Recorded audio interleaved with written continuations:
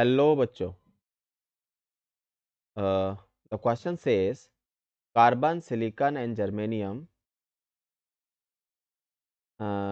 Have 4 valence electron. ठीक है, सबके पास जो है 4 वैलेंस इलेक्ट्रॉन होता है। ठीक है, तो there are characterized by the valence and conduction bands. ठीक है, दो तरह के बैंड्स होते हैं। ठीक है भाई, एक वैलेंस बैंड और एक conduction band, separated by the energy gap. ठीक है, उनके बीच में सेपरेशन जो होता है उसको एनर्जी गैप बोलते हैं। ठीक है, is equals to EgC, EgSi, Eg germanium. ठीक है, Ge।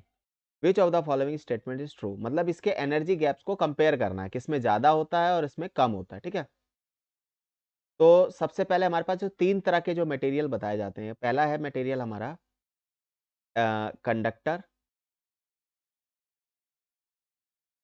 ठीक है, कंडक्टर में जो एनर्जी बैंड होते हैं, ऊपर होता है कंडक्शन बैंड। ठीक है, कंडक्शन बैंड, और उसके जस्ट नीचे होता है valence band. And fortunately conduction band और वैलेंस बैंड दोनों क्या होते हैं, ओवरलैप करते हैं। ठीक है, ओवरलैप करते हैं। तो free electrons already conduction band में ही होते हैं, जैसे ही उनको एनर्जी पोटेंशियल डिफरेंस मिलता है और वो मूव करने लग जाते हैं। ठीक है, तो हम ये कहेंगे कि ऑलमोस्ट नेग्लिजिबल होता है। इसमें जो एनर्जी गैप होता है, यानी कि Eg ऑफ कंडक्टर, कंडक्टर कौन सा है इसमें से, कोई सा भी नहीं है। ठीक है, कंडक्टर्स के केस में ये एनर्जी गैप जो है वो नेग्लिजिबल होता है। उसके बाद आता है सेमीकंडक्टर।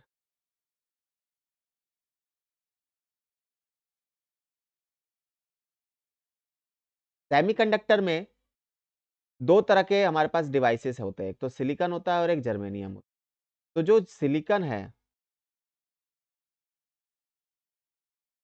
सिलिकॉन एक सेमीकंडक्टर है जिसमें कि गैप थोड़ा सा ज्यादा होता है एज कंपेयर टू लेटर। ये सिलिकॉन की मैं बात कर रहा हूँ। फिर जर्मेनियम की बात करूंगा, फिर जर्मेनियम की बात करूंगा।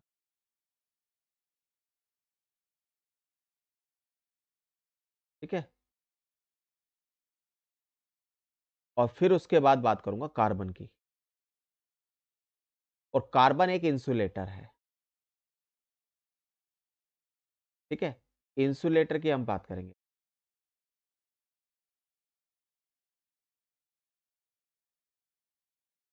ये वैलेंस बैंड, कंडक्शन बैंड, ये कंडक्शन बैंड, ये वैलेंस बैंड।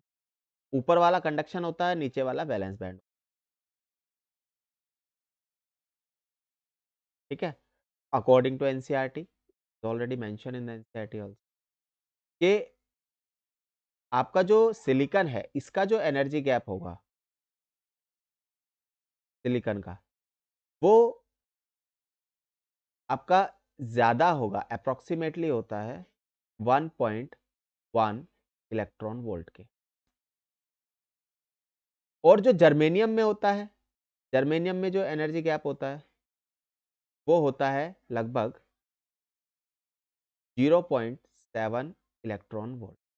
ठीक है, और इंसुलेटर कार्बन का बहुत ज्यादा होता है। बहुत ज्यादा कितना होता है, कार्बन का जो एनर्जी गैप होगा वो ग्रेटर देन 3 इलेक्ट्रॉन।